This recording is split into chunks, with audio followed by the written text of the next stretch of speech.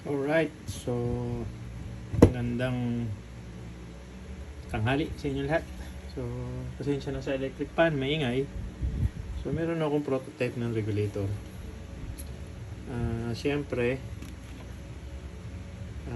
adjustable 360 kung saan yung gusto nyo i-align. Pasensya na, medyo rough pa yan, di pa yung final, prototype nga. So, ito ay palang reverse ng China. Sa China kasi, yung pressure sa chamber ang nagsasara ng valve. Pinipress niya yung valve para sumara.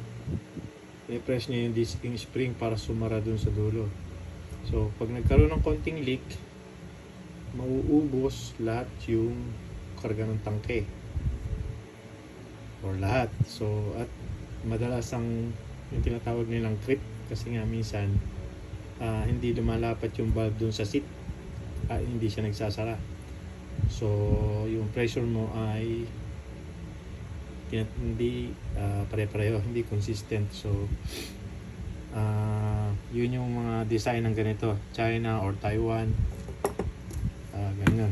Itong design na to is based to sa parang pressure reducing valve sa mga hydraulic. So, ang tangke niya, pressure sa tangke ay lagi nakasara. Ayan, tanggal yung piston. Pakikita ko sa inyo na yung valve niya ay lagi nakasara. Lalagyan ko siya ng hangin.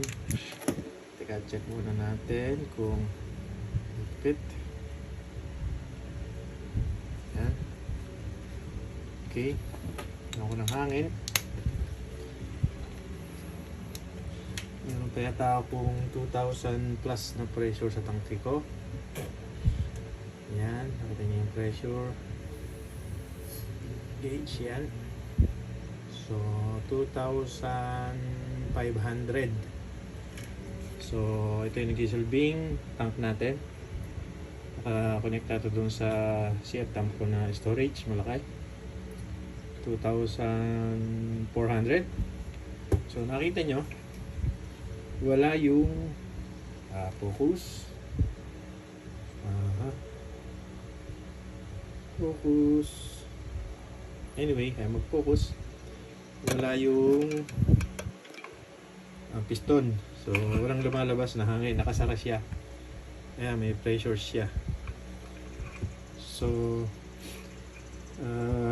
ang ano lang dito,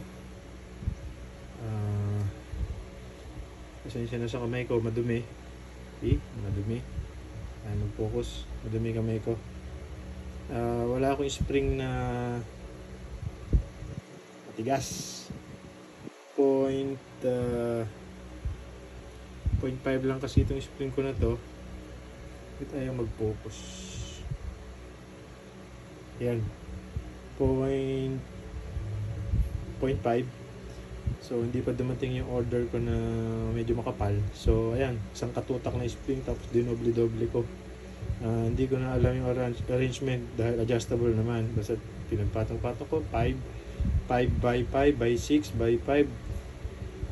Yun yung adjustment. So, halos mapuno yung piston. So, ito lang ang o-ring. Wala siyang o-ring na maliit doon sa dulo. Ayan, kita nyo, piston. Tsaka, gagawin ko itong stainless kasi may flex tong batong tanso na to, Tiger Bronze pala, medyo malambot, may flex. So gagawin ko itong stainless.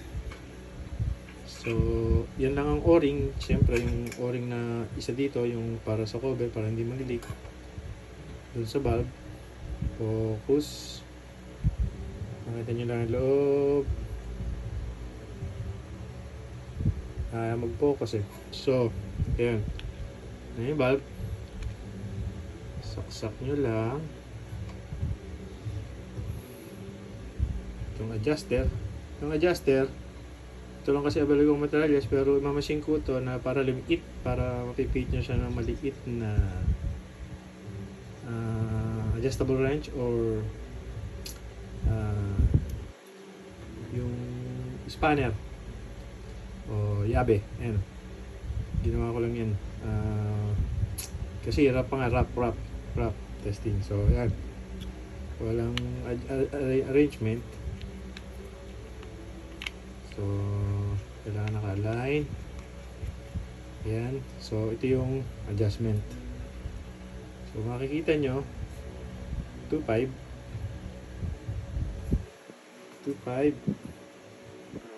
yan 2.5K. So ulit natin tong test proof.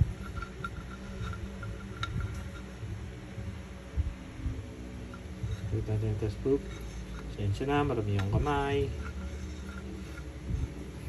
So ayan, may pressure yan ha. So ito na bali yung receiver.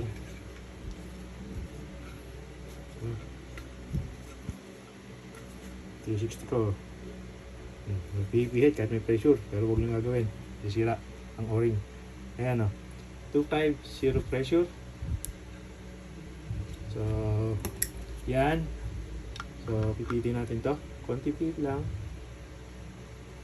Ayan. So set muna natin ng 1,000. So napakaganda ng adjustment. Sige. Teka, focus natin ha. Yan. 1,000. Ayan.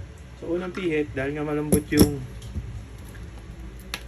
disc spring ko, wala pa akong hindi pa dumating yung disc spring. So ayan.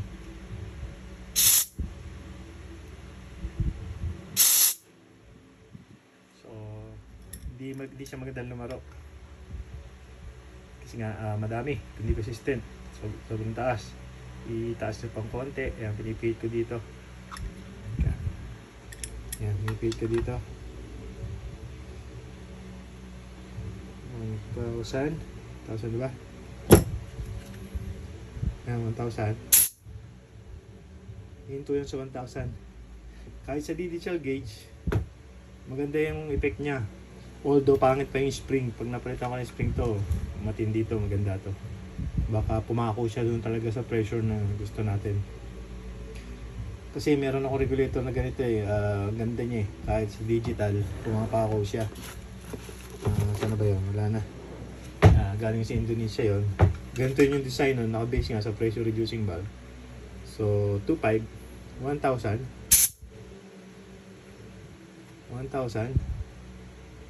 hinto sa 1,000. So taas pa natin. Yung lagi nating sinesetting 1.8. Most of the standard 1.8.